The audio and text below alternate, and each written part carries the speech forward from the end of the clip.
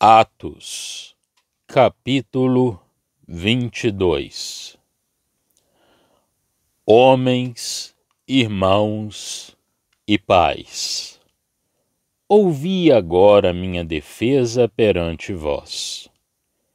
E quando ouviram falar-lhes em língua hebraica, maior silêncio guardaram.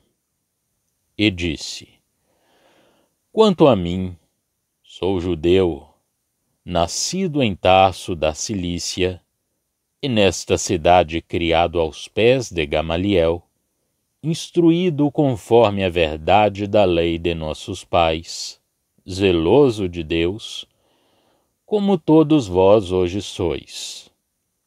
E persegui este caminho até a morte, prendendo e pondo em prisões tanto homens como mulheres, como também o sumo sacerdote me é testemunha, e todo o conselho dos anciãos. E recebendo destes cartas para os irmãos, fui a Damasco para trazer maniatados para Jerusalém aqueles que ali estivessem, a fim de que fossem castigados. Ora, aconteceu que, indo eu já de caminho, e chegando perto de Damasco, quase ao meio-dia, de repente me rodeou uma grande luz do céu, e caí por terra. Eu ouvi uma voz que me dizia: Saulo, Saulo, por que me persegues? Eu respondi: quem és, Senhor? E disse-me: eu sou Jesus Nazareno, a quem tu persegues. E os que estavam comigo viram, em verdade, a luz, e se atemorizaram muito, mas não ouviram a voz daquele que falava comigo. Então disse eu: Senhor, que farei?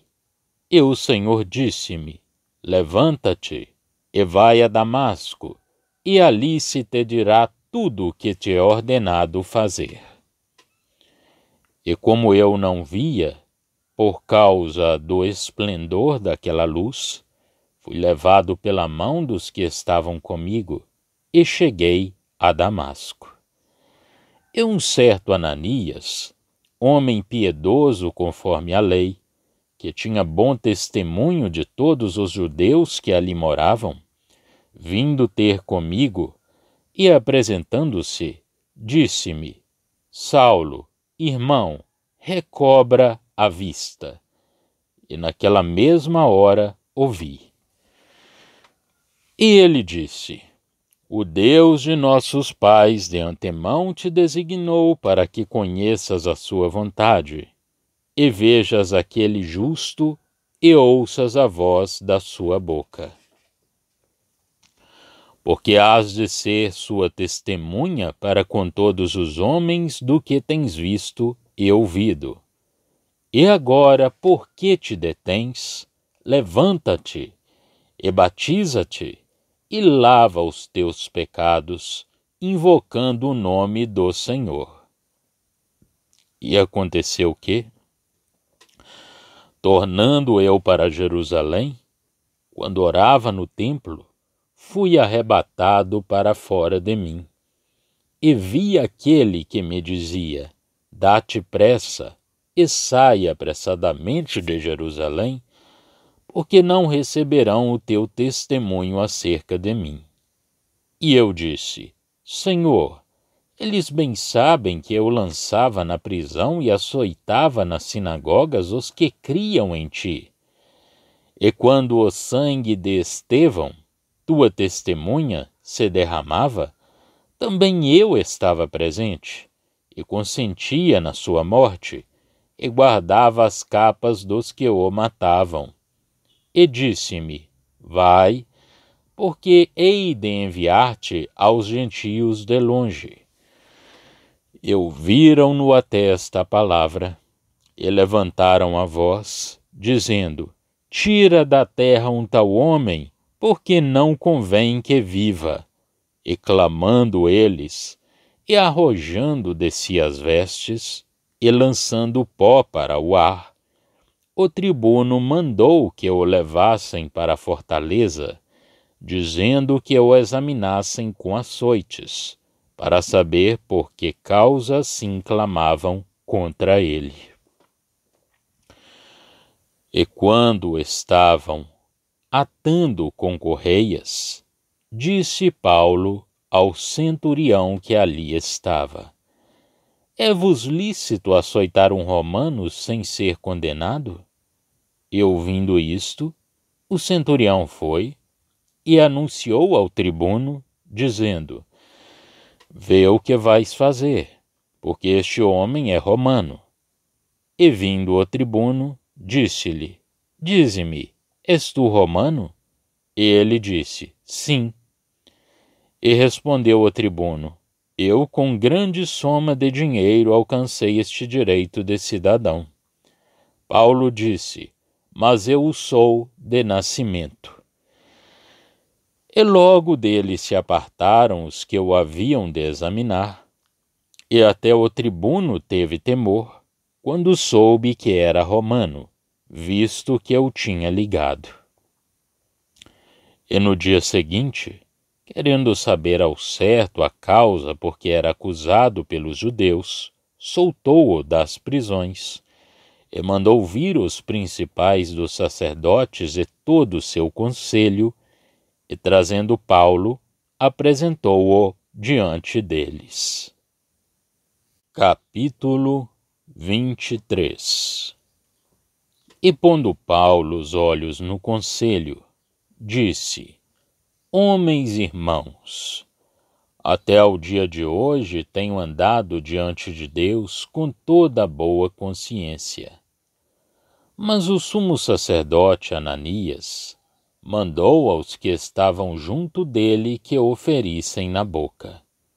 Então Paulo lhe disse: Deus te ferirá a parede branqueada. Tu estás aqui assentado para julgar-me conforme a lei, e contra a lei me mandas ferir? E os que ali estavam disseram: Injurias o sumo sacerdote de Deus? E Paulo disse: Não sabia, irmãos, que era o sumo sacerdote, porque está escrito: Não dirás mal do príncipe do teu povo. E Paulo, sabendo que uma parte era de saduceus e outra de fariseus, clamou no conselho: Homens irmãos, eu sou fariseu, filho de fariseus. No tocante à esperança e ressurreição dos mortos, sou julgado. E havendo dito isto, houve dissensão entre os fariseus e saduceus, e a multidão se dividiu. Porque os saduceus dizem que não há ressurreição, nem anjo, nem espírito, mas os fariseus reconhecem uma e outra coisa. E originou-se um grande clamor. E levantando-se os escribas da parte dos fariseus, contendiam, dizendo: Nenhum mal achamos neste homem. E se algum espírito ou anjo lhe falou, não lutemos contra Deus. E havendo grande dissensão, o tribuno, temendo que Paulo fosse despedaçado por eles, mandou descer a soldadesca, para que o tirassem do meio deles e o levassem para a fortaleza. E na noite seguinte, apresentando-se-lhe o Senhor, disse: Paulo, tem bom ânimo, porque, como de mim testificaste em Jerusalém, assim importa que testifiques também em Roma. E quando já era dia, alguns dos judeus fizeram uma conspiração e juraram, dizendo que não comeriam nem beberiam enquanto não matassem a Paulo. E eram mais de 40 os que fizeram esta conjuração. Estes foram ter com os principais dos sacerdotes e anciãos e disseram: Conjuramo-nos, sob pena de maldição, a nada provarmos até que matemos a Paulo. Agora, pois, vós, com o conselho, rogai ao tribuno que vo-lo traga amanhã, como que querendo saber mais alguma coisa de seus negócios. E antes que chegue, estaremos prontos para o matar. E o filho da irmã de Paulo, tendo ouvido acerca desta cilada, foi e entrou na fortaleza e o anunciou a Paulo. E Paulo, chamando a si um dos centuriões, disse: Leva este jovem ao tribuno, porque tem alguma coisa que lhe comunicar. Tomando-o ele, pois, levou-o ao tribuno, e disse: O preso Paulo, chamando-me a si, rogou-me que trouxesse este jovem, que tem alguma coisa para dizer-te. E o tribuno, tomando-o pela mão e pondo-se à parte, perguntou-lhe em particular: Que tens que me contar? E disse ele: Os judeus se concertaram rogar-te que amanhã leves Paulo ao conselho, como que tendo de inquirir dele mais alguma coisa ao certo. Mas tu não os creias, porque mais de 40 homens entre eles lhe andam armando ciladas, os quais se obrigaram, sob pena de maldição, a não comer nem beber, até que o tenham morto. E já estão apercebidos, esperando de ti promessa. Então o tribuno despediu o jovem, mandando-lhe que a ninguém dissesse que lhe havia contado aquilo. E chamando 2 centuriões, lhes disse: Aprontai para as 3 horas da noite 200 soldados e 70 de cavalaria, e 200 arqueiros, para irem até Cesareia. E aparelhai cavalgaduras, para que, pondo nelas a Paulo, levem-no salvo ao presidente Félix. E escreveu uma carta que continha isto: Cláudio Lísias a Félix, potentíssimo presidente, saúde. Esse homem foi preso pelos judeus, e estando já a ponto de ser morto por eles, sobrevim eu com a soldadesca e o livrei, informado de que era romano. E querendo saber a causa por que o acusavam, levei-o ao seu conselho. E achei que o acusavam de algumas questões da sua lei, mas que nenhum crime havia nele digno de morte ou de prisão. E sendo-me notificado que os judeus haviam de armar ciladas a esse homem, logo to enviei, mandando também aos acusadores para que perante ti digam o que tiverem contra ele. Passa bem. Tomando, pois, os soldados a Paulo, como lhe fora mandado, trouxeram-no de noite a Antipátride. E no dia seguinte, deixando aos de cavalo irem com ele, tornaram à fortaleza, os quais, logo que chegaram a Cesareia, e entregaram a carta ao presidente, lhe apresentaram Paulo. E o presidente, lida a carta, perguntou de que província era, e sabendo que era da Cilícia, disse: Ouvir-te-ei, quando também aqui vierem os teus acusadores. E mandou que o guardassem no pretório de Herodes. Capítulo 24. E 5 dias depois, o sumo sacerdote Ananias desceu com os anciãos e um certo Tértulo, orador, os quais compareceram perante o presidente contra Paulo. E sendo chamado, Tértulo começou a acusá-lo, dizendo: visto como por ti temos tanta paz, e por tua prudência se fazem a este povo muitos e louváveis serviços, sempre e em todo lugar, ó potentíssimo Félix, com todo o agradecimento o queremos reconhecer. Mas, para que não te detenhas muito, rogo-te que, conforme a tua equidade, nos ouças por pouco tempo. Temos achado que este homem é uma peste, e promotor de sedições entre todos os judeus por todo o mundo, e o principal defensor da seita dos nazarenos, o qual intentou também profanar o templo, e nós o prendemos, e conforme a nossa lei o quisemos julgar.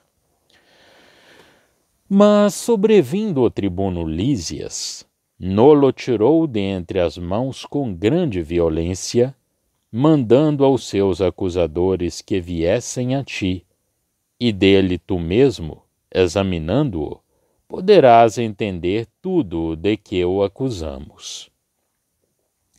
E também os judeus o acusavam, dizendo serem estas coisas assim. Paulo, porém, fazendo-lhe o presidente sinal que falasse, respondeu: porque sei que já vai para muitos anos que desta nação é juiz, com tanto melhor ânimo respondo por mim. Pois bem pode saber que não há mais de 12 dias que subi a Jerusalém a adorar, e não me acharam no templo falando com alguém, nem amotinando o povo nas sinagogas, nem na cidade. Nem tampouco podem provar as coisas de que agora me acusam. Mas confesso-te isto que, conforme aquele caminho que chamam seita, assim sirvo ao Deus de nossos pais, crendo tudo quanto está escrito na lei e nos profetas, tendo esperança em Deus, como estes mesmos também esperam, de que há de haver ressurreição de mortos, assim dos justos como dos injustos. E por isso procuro sempre ter uma consciência sem ofensa, tanto para com Deus como para com os homens. Ora, muitos anos depois, vim trazer à minha nação esmolas e ofertas. Nisto me acharam já santificado no templo, não em ajuntamentos, nem com alvoroços, uns certos judeus da Ásia, os quais convinha que estivessem presentes perante ti e me acusassem, se alguma coisa contra mim tivessem.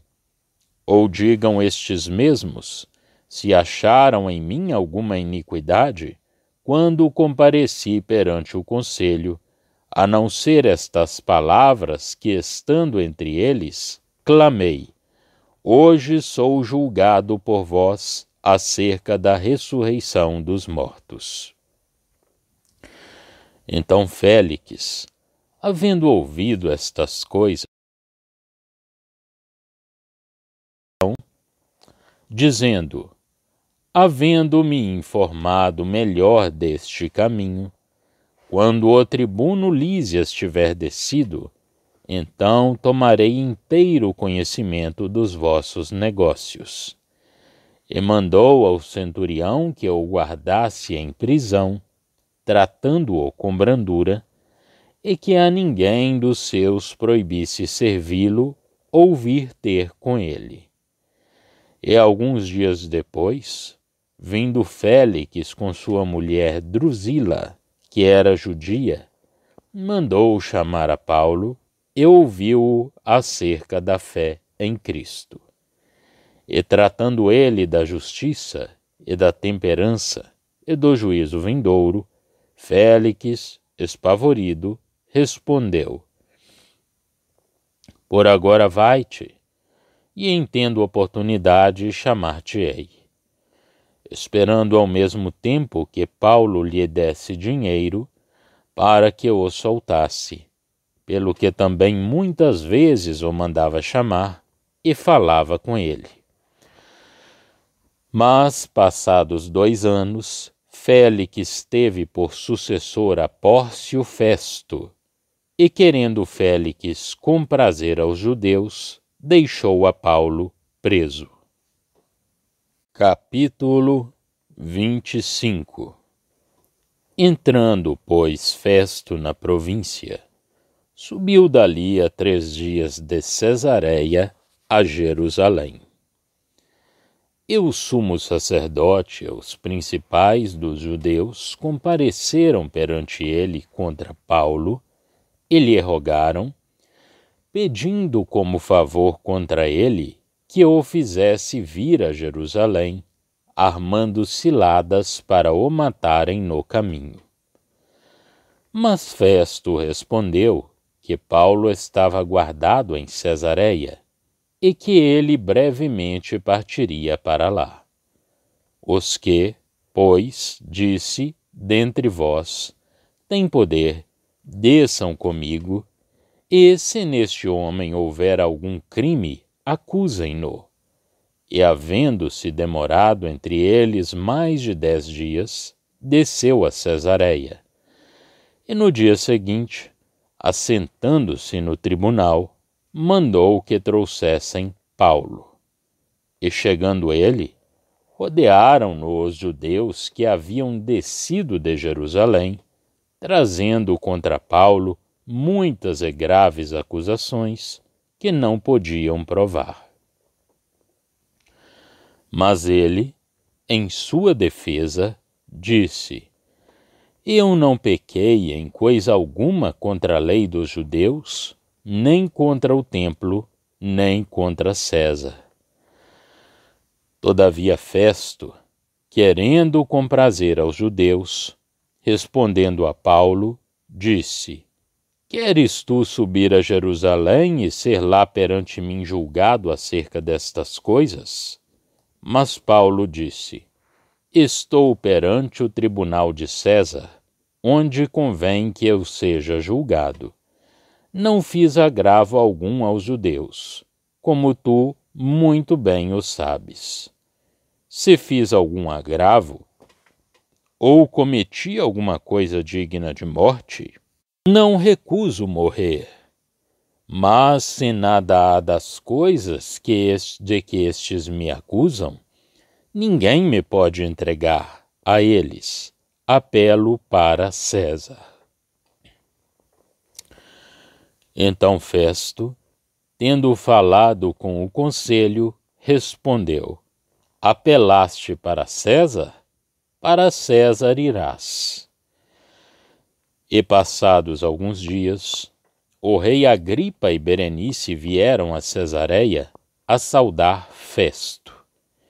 E como ali ficassem muitos dias, Festo contou ao rei os negócios de Paulo, dizendo: Um certo homem foi deixado por Félix aqui preso, por cujo respeito os principais dos sacerdotes e os anciãos dos judeus, estando eu em Jerusalém, compareceram perante mim, pedindo sentença contra ele. Aos quais respondi não ser costume dos romanos entregar algum homem à morte, sem que o acusado tenha presentes os seus acusadores e possa defender-se da acusação. De sorte que, chegando eles aqui juntos, no dia seguinte, sem fazer dilação alguma, assentado no tribunal, mandei que trouxessem o homem, acerca do qual, estando presentes os acusadores, nenhuma coisa apontaram daquelas que eu suspeitava. Tinham, porém, contra ele algumas questões acerca da sua superstição e de um tal Jesus, morto, que Paulo afirmava viver.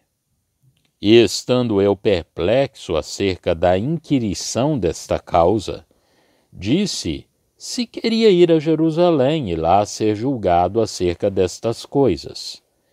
E apelando Paulo para que fosse reservado ao conhecimento de Augusto, mandei que o guardassem até que o envie a César. Então Agripa disse a Festo: bem quisera eu também ouvir esse homem. E ele disse: amanhã ouvi-lo-ás. E no dia seguinte, vindo Agripa e Berenice, com muito aparato, entraram no auditório com os tribunos e homens principais da cidade, sendo trazido Paulo por mandado de Festo.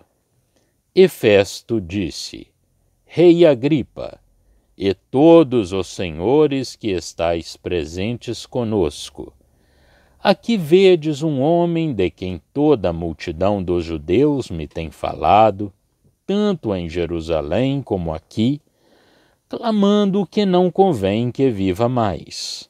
Mas, achando eu que nenhuma coisa digna de morte fizera, e apelando ele mesmo também para Augusto, tenho determinado enviar-lhe-o, do qual não tenho coisa alguma certa que escreva ao meu senhor, e por isso perante vós o trouxe, principalmente perante ti, ó rei Agripa, para que, depois de interrogado, tenha alguma coisa que escrever. Porque me parece, contra a razão, enviar um preso e não notificar contra ele as acusações. Capítulo 26. Depois Agripa disse a Paulo: é permitido que te defendas. Então Paulo, estendendo a mão em sua defesa, respondeu: tenho-me por feliz, ó rei Agripa, de que perante ti me haja hoje de defender de todas as coisas de que sou acusado pelos judeus. Mormente sabendo eu que tens conhecimento de todos os costumes e questões que há entre os judeus. Por isso te rogo que me ouças com paciência. Quanto à minha vida, desde a mocidade, como decorreu desde o princípio entre os da minha nação, em Jerusalém, todos os judeus a conhecem. Sabendo de mim desde o princípio, se o quiserem testificar, que conforme a mais severa seita da nossa religião, vivi fariseu. E agora, pela esperança da promessa que por Deus foi feita a nossos pais, estou aqui e sou julgado, a qual as nossas 12 tribos esperam chegar, servindo a Deus continuamente, noite e dia. Por esta esperança, ó rei Agripa, eu sou acusado pelos judeus. Pois que julga-se coisa incrível entre vós que Deus ressuscite os mortos? Bem tinha eu imaginado que contra o nome de Jesus Nazareno devia eu praticar muitos atos, o que também fiz em Jerusalém. E havendo recebido autorização dos principais dos sacerdotes, encerrei muitos dos santos nas prisões, e quando os matavam, eu dava o meu voto contra eles. E castigando-os muitas vezes por todas as sinagogas, obriguei-os a blasfemar. E enfurecido demasiadamente contra eles, até nas cidades estranhas os persegui. Sobre o que, indo então a Damasco, com poder e comissão dos principais dos sacerdotes, ao meio-dia, ó rei, vi no caminho uma luz do céu, que excedia o esplendor do sol, cuja claridade me envolveu a mim e aos que iam comigo. E caindo nós todos por terra, ouvi uma voz que me falava, e em língua hebraica dizia: Saulo, Saulo, por que me persegues? Dura coisa te é recalcitrar contra os aguilhões. E disse eu: Quem é, Senhor? E ele respondeu: Eu sou Jesus, a quem tu persegues. Mas levanta-te e põe-te sobre teus pés, porque te apareci por isto, para te pôr por ministro e testemunha tanto das coisas que tens visto, como daquelas pelas quais te aparecerei ainda, livrando-te deste povo e dos gentios, a quem agora te envio, para lhes abrires os olhos, e das trevas os converteres à luz, e do poder de Satanás a Deus, a fim de que recebam a remissão de pecados e herança entre os que são santificados pela fé em mim. Por isso, ó Rei Agripa, não fui desobediente à visão celestial. Antes anunciei primeiramente aos que estão em Damasco e em Jerusalém, e por toda a terra da Judéia, e aos gentios que se emendassem e se convertessem a Deus, fazendo obras dignas de arrependimento. Por causa disto, os judeus lançaram mão de mim no templo e procuraram matar-me.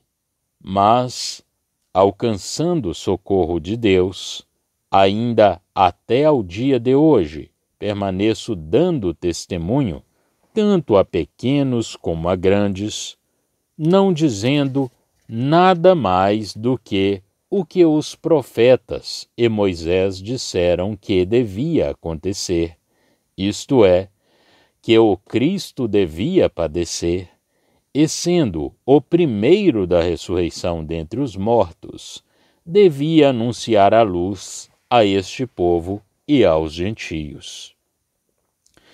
E dizendo ele isto em sua defesa, disse Festo em alta voz: Estás louco, Paulo, as muitas letras te fazem delirar. Mas ele disse: Não deliro, ó potentíssimo Festo. Antes digo palavras de verdade e de um são juízo. Porque o rei, diante de quem falo com ousadia, sabe estas coisas, pois não creio que nada disto lhe é oculto, porque isto não se fez em qualquer canto. Crês tu nos profetas, ó rei Agripa? Bem sei que crês. E disse Agripa a Paulo: Por pouco me queres persuadir a que me faça cristão. E disse Paulo: Provera a Deus que, ou por pouco, ou por muito, não somente tu, mas também todos quantos hoje me estão ouvindo, se tornassem tais qual eu sou, exceto estas cadeias.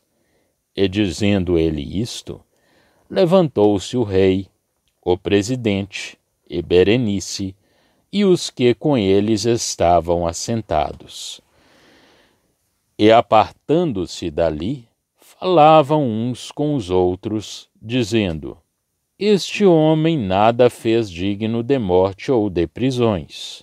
E Agripa disse a Festo: Bem podia soltar-se este homem, se não houvera apelado para César. Atos, capítulos 22 a 26. Paulo tinha se dirigido em grego ao comandante, mas sempre pronto a ganhar os outros pelas atenções que o amor lhe inspirava, e visto tratar-se, mais particularmente, do povo bem-amado, embora rebelde, o apóstolo fala ao povo em hebraico, isto é, na sua língua vulgar. Ele não diz aqui o que o Senhor lhe disse, quando se lhe revelou, mas faz alusão principalmente à sua conversa com Ananias, judeu fiel e estimado de todos. Em seguida aborda o ponto que caracterizava necessariamente a sua posição e a sua defesa. Cristo apareceu-lhe e disse-lhe: Eis, eles não receberão teu testemunho a meu respeito em Jerusalém, e eu te enviarei para longe aos gentios. Versos 18 a 21. Bendito seja Deus, pois era a verdade. Mas para que recordar estas palavras do Senhor àqueles mesmos que, conforme Paulo lhes dizia, não queriam receber esse testemunho? A única coisa que daria autoridade a essa missão para com os gentios era a pessoa de Jesus, e os judeus não criam nele. Era escusado o apóstolo apoiar-se na piedade judaica de Ananias. Por muito verdadeira que ela fosse, não era senão um caniço quebrado no testemunho que Paulo entregava ao povo. No entanto, o testemunho de Ananias era tudo o que o apóstolo alegava, além do seu próprio. O seu discurso teria apenas um mérito: fazer sobressair o ódio violento e incorrigível desse pobre povo contra todo o pensamento da graça de Deus, e o seu orgulho desenfreado que, como é sabido, precede a ruína. Provérbios 16, 18. O comandante, vendo a violência do povo e não compreendendo nada do que se passava, ordena, com o orgulhoso desprezo de um romano, que acorrentassem Paulo e o chicoteassem, para que ele dissesse qual era a causa da violência da multidão contra ele. Ora, Paulo era cidadão romano, e como tal nascido, enquanto que o comandante tinha comprado esse título. Paulo diz-lhe, com doçura, que gozava desse título por direito de nascimento, e os que iam açoitá-lo retiraram-se. O comandante ficara com medo, porque o tinha amarrado, mas vendo que a sua autoridade estava já comprometida, deixa-o ficar acorrentado. Só no dia seguinte o desamarra e o faz comparecer perante o concílio ou sinédrio dos judeus. Não só os chefes tinham rejeitado a graça, mas também o povo a tinha rejeitado. Paulo dirige-se ao sinédrio com a seriedade e o elevado espírito de um homem de boa fé, habituado a andar com Deus. O seu discurso não é um testemunho que lhes é prestado para bem deles, mas sim a chamada de uma boa consciência às suas consciências, se é que eles as têm ainda. A resposta imediata que o apóstolo recebe é um ultraje da parte do juiz ou chefe do concílio. Paulo, indignado com tal procedimento, diz a Ananias que Deus o ferirá, mas advertido de que Ananias era sumo sacerdote, desculpa-se, pois ignorava esse fato. O sumo sacerdote não estava, certamente, vestido de maneira a fazer-se conhecer, e Paulo recorda que a lei proíbe formalmente dizer mal do chefe do povo, capítulo 23, 5. Tudo isso era justo e estava no seu devido lugar perante o homem. Mas o Espírito Santo não pode dizer, eu não sabia. O discurso do apóstolo não era o resultado da atividade do Espírito Santo, fazendo a obra da graça e do testemunho, mas sim o meio do julgamento final de Deus sobre o povo. E é sob esse caráter, no que respeita aos judeus que Paulo aparece aqui. O procedimento de Paulo brilha diante dos seus juízes, que se desonravam completamente e mostravam seu horrível estado de espírito. Mas o apóstolo não aparece para Deus diante deles. Aproveita-se em seguida da composição do sinédrio para o lançar em completa desordem, anunciando-se-lhe como fariseu, filho de fariseu, e posto em causa por um dogma dessa seita. Capítulo 23, 6. O fato era verdadeiro, mas um tal procedimento não estava à altura da palavra do próprio apóstolo. O que para mim era ganho, isso considerei perda, por causa de Cristo. Filipenses 3, 7. Entretanto, os judeus põem a nu o seu verdadeiro estado espiritual. O que Paulo lhes diz suscita um tumulto entre eles, e o comandante, recuando que o apóstolo fosse por eles despedaçado, retira-o do seu meio. Deus sempre tem tudo à sua disposição para o utilizar quando se torna necessário. Um sobrinho de Paulo, acerca do qual não mais ouvimos falar, tem conhecimento de uma cilada que os judeus preparam contra o apóstolo. E disso adverte Paulo. Este envia o jovem ao comandante, e o apóstolo é enviado, sob escolta, para Cesareia. Mais uma vez Deus velou pelo seu servo, mas tudo se passa agora ao nível dos caminhos humanos e providenciais. Não há aqui nem o anjo de Pedro, nem o tremor de terra de Filipos. Sente-se bem que estamos noutro terreno. Paulo comparece sucessivamente perante todos os governadores, o Sinédrio, Félix, Festo, Agripa e, em seguida, César. Quando está perante eles, dirige bons apelos às suas consciências, quando a ocasião se lhe apresenta favorável. Quando se trata da sua defesa, as suas declarações, vigorosas e honestas, de uma boa consciência, elevam-se acima das paixões e dos interesses que o rodeavam. Passo em silêncio o egoísmo mundano de Lísias e de Festo, que se atribuem toda espécie de boas qualidades e de bons procedimentos. Passo igualmente em silêncio a mistura de despertar de consciência e de ausência de princípios, que vemos em Félix, o desejo dos governadores de agradarem aos judeus, para promoverem a sua própria importância e zelarem as suas conveniências, ou para facilitarem o governo de um povo rebelde, assim como o desprezo daqueles que não eram responsáveis pela tranquilidade pública, tanto como Lísias.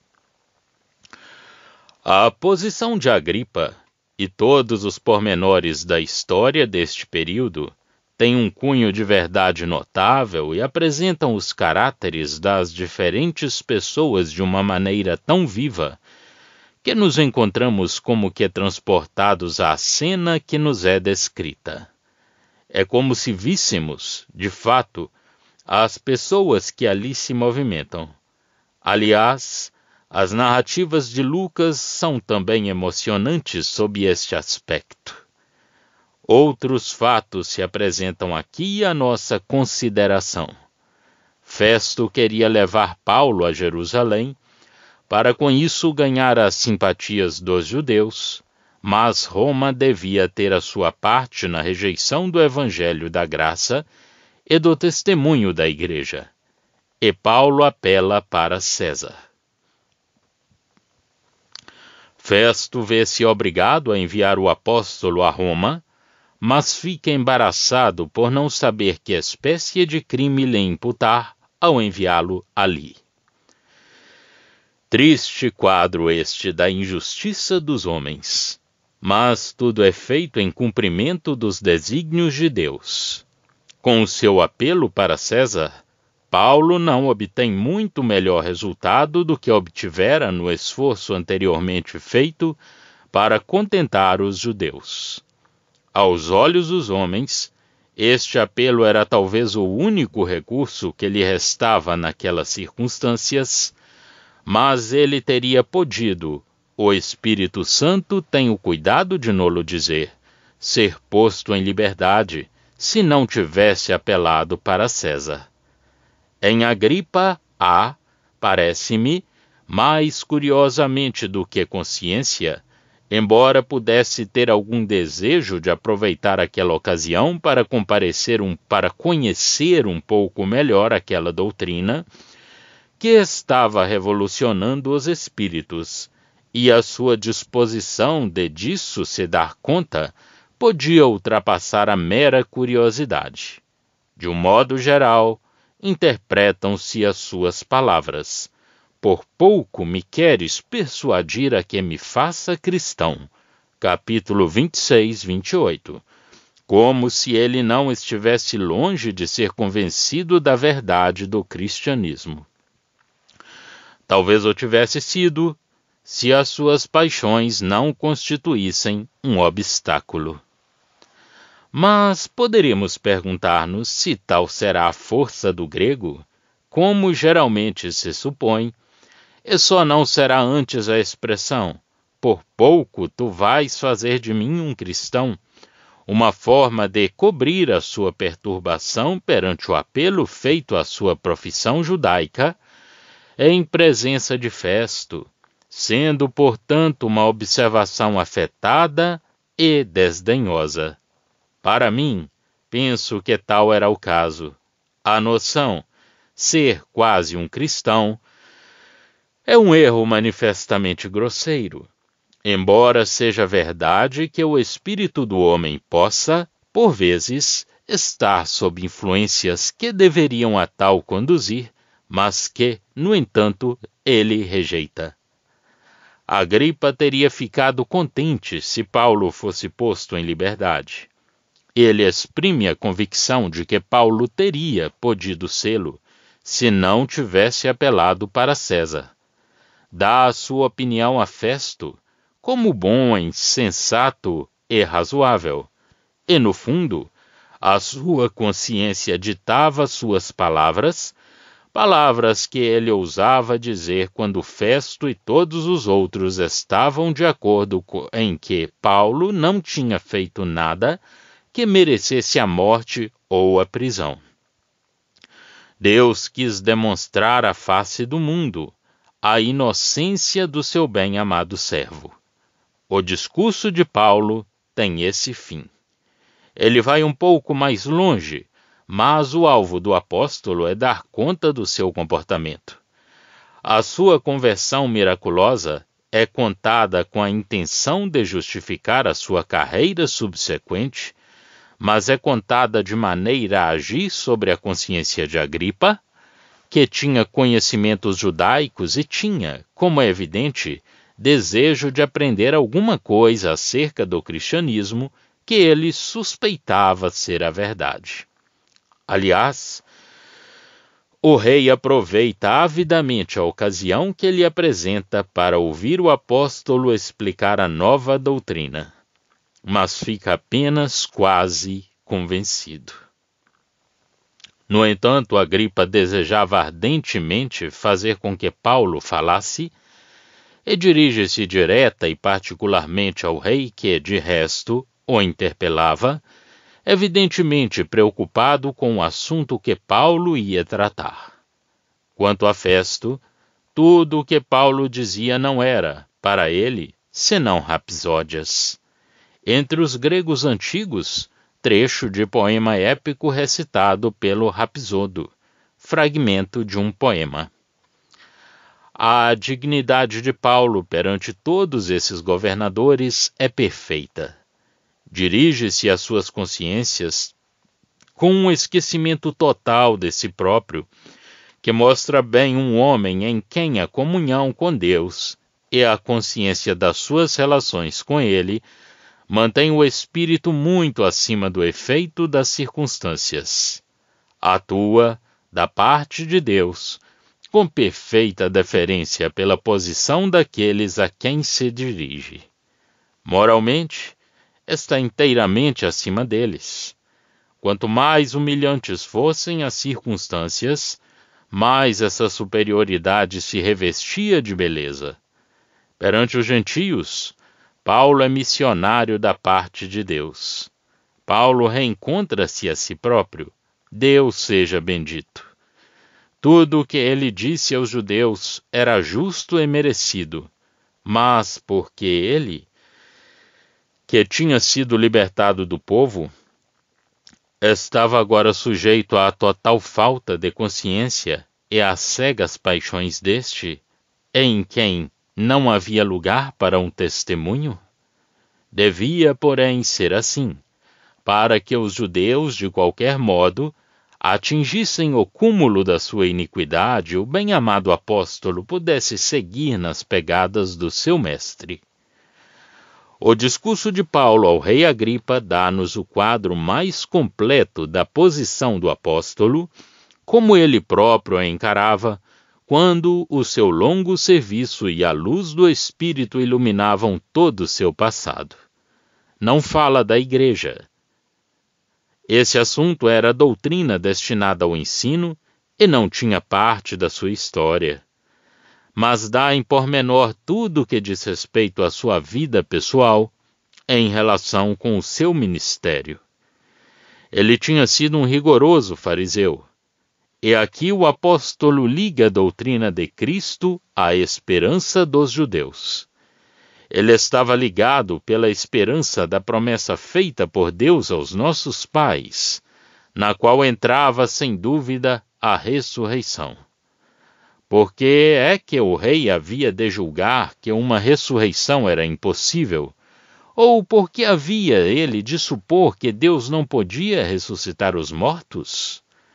Isso leva o apóstolo a um outro campo.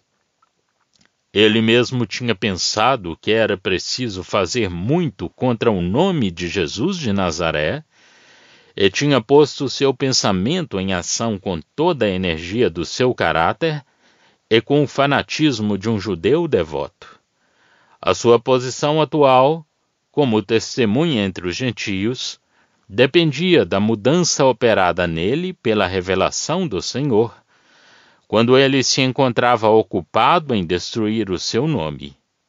Perto de Damasco, uma luz mais brilhante do que o sol o tinha deitado por terra, assim como a todos os que o acompanhavam, embora só ele tivesse ouvido a voz do justo. Assim, ele sabia, da própria boca do Senhor, que ele era Jesus, e que esse Jesus considerava aqueles que criam em si como sendo ele mesmo. E o apóstolo não podia resistir a um tal testemunho, mas como a sua missão entre os gentios era o grande agravo dos judeus, Paulo afirma que essa posição lhe tinha sido formalmente designada pelo próprio Senhor. Ele fora chamado a prestar testemunho da glória de Jesus, que ele próprio tinha visto, ou antes, de Jesus nessa glória, e outras coisas para a revelação das quais Jesus lhe apareceria ainda. Um Cristo glorioso, conhecido pessoalmente somente no céu, era o assunto do testemunho que fora confiado a Paulo. Com esse fim, Jesus o tinha posto à parte, separando-o dos judeus e também dos gentios, pertencendo à sua missão diretamente ao céu e tendo ali a sua origem. O apóstolo tinha sido formalmente enviado aos gentios pelo Senhor da Glória, para mudar a posição deles diante de Deus, pela fé nesse Jesus glorioso, para abrir os seus olhos, para os trazer das trevas à luz, do poder de Satanás a Deus, e dar-lhes uma herança entre os santificados. Era uma obra bem definida. O apóstolo não tinha sido desobediente à visão celeste. Tinha ensinado os gentios a voltarem-se para Deus e a serem-lhe obedientes. e eis as razões por que os judeus procuravam matá-lo. Nada mais simples e de mais verdadeiro do que esta história. Ela punha a posição de Paulo e o comportamento dos judeus em plena luz do dia. Acerca da interpelação de Festo, capítulo 26, 24, que não via naturalmente nas palavras de Paulo senão um insensato entusiasmo, o apóstolo, com uma admirável dignidade, com os tatos mais perfeitos, apela ao conhecimento que Agripa tinha dos fatos sobre os quais toda a sua narrativa se baseava, porque nada daquilo de que ele falava tinha sido feito em segredo. Agripa não estaria longe de ser convencido, mas o seu coração não tinha mudado. O desejo de Paulo conduz as coisas à sua realidade moral. A sessão é levantada. O rei retorna ao seu lugar de rei. Torna-se cortês e condescendente. E o discípulo do Senhor retorna ao seu lugar de prisioneiro. Todavia, qualquer que fosse a sua posição, vê-se no apóstolo um coração essencialmente feliz e cheio do Espírito de Deus. 2 anos de prisão não tinha sido para ele uma causa de abatimento de coração e de fé. O seu aprisionamento tinha-o somente afastado das suas difíceis e penosas relações com os judeus, para lhe dar momentos de verdadeiro prazer espiritual, passados em comunhão com o Senhor. Agripa, de coração surpreso e arrebatado pela narrativa clara e plena de retidão de Paulo, declara que está quase persuadido a fazer-se cristão. Capítulo 26, 28. A caridade teria podido dizer: provera a Deus que tu o fosses. Mas há no coração de Paulo uma fonte que não pode parar ali. Provera a Deus, diz ele, que não somente tu, mas também todos quantos hoje me estão ouvindo se tornassem, por pouco ou por muito, tais qual eu sou, exceto estas cadeias. Capítulo 26, 29. Que felicidade, que amor! E em Deus, estas duas coisas andam juntas, se exprimem nestas palavras. O pobre prisioneiro, já idoso e rejeitado, no fim da sua carreira, continua rico em Deus. Felizes, pois, os anos que ele tinha passado na prisão. Podia dar-se como um modelo de felicidade, porque o seu coração dela estava cheio. Este é um daqueles estados de alma que se exprimem sem que possamos enganar-nos. E por que é que o apóstolo não havia de ser feliz? As suas fadigas tinham terminado e o seu trabalho, em certo sentido, acabado também. O apóstolo possuía Jesus e nele possuía todas as coisas. O Jesus glorioso, que o tinha feito entrar nas penas e no labor do testemunho, era agora a sua possessão e a sua coroa. Tal é sempre o caso.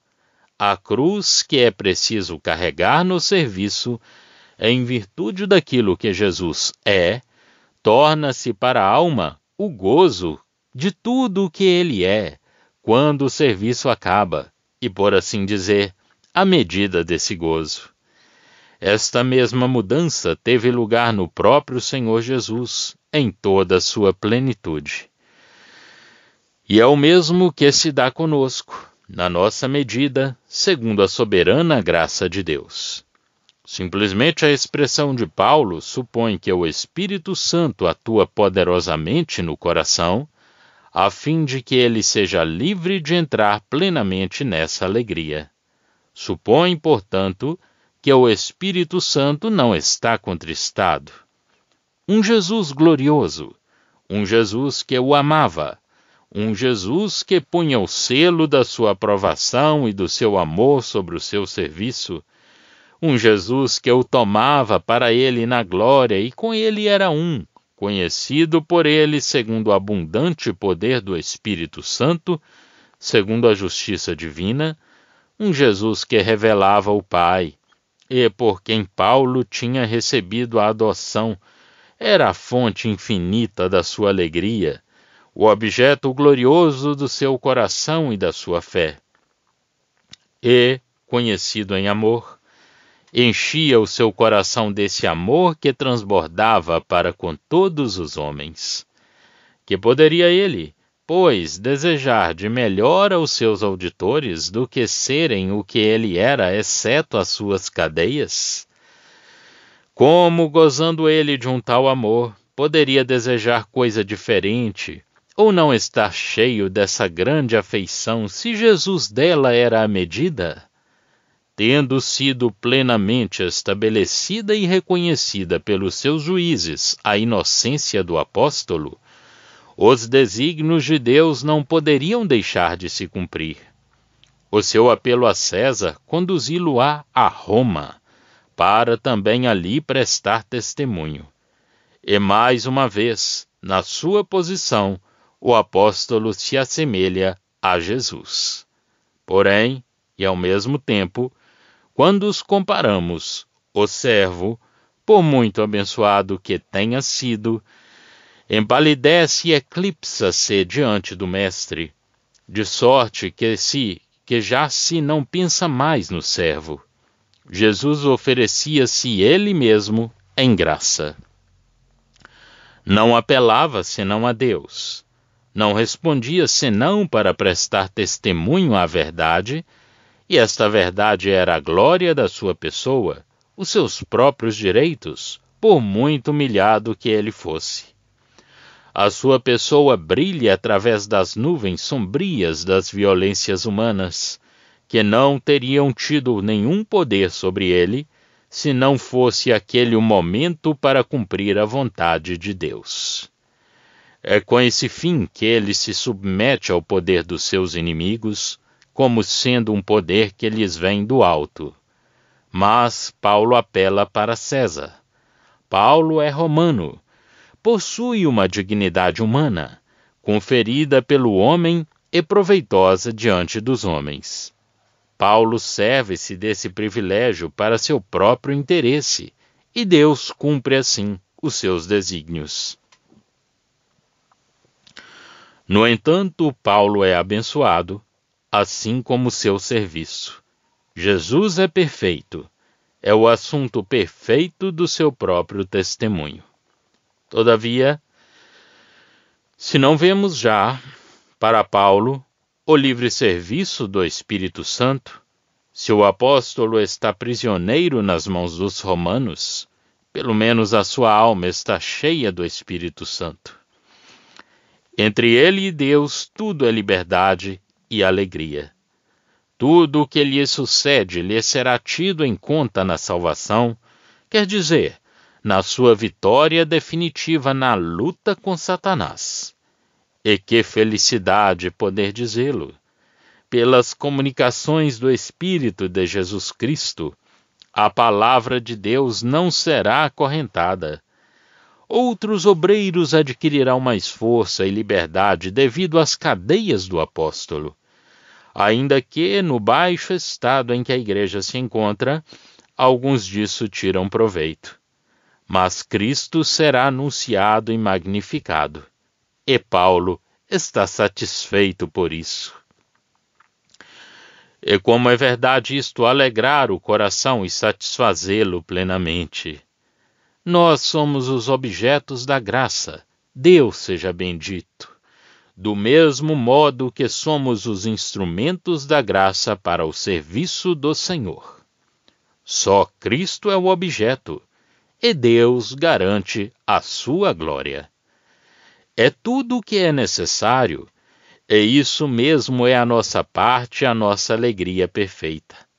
Note-se, nesta interessante história, que, no momento em que Paulo poderia ter sido mais perturbado, no momento em que a sua marcha foi, ao que parece, o menos evidente, segundo o poder do Espírito, e onde levou a desordem ao sinédrio com argumentos que talvez ele próprio hesite depois justificar-se inteiramente, o Senhor aparece-lhe cheio de graça para o encorajar e o fortificar.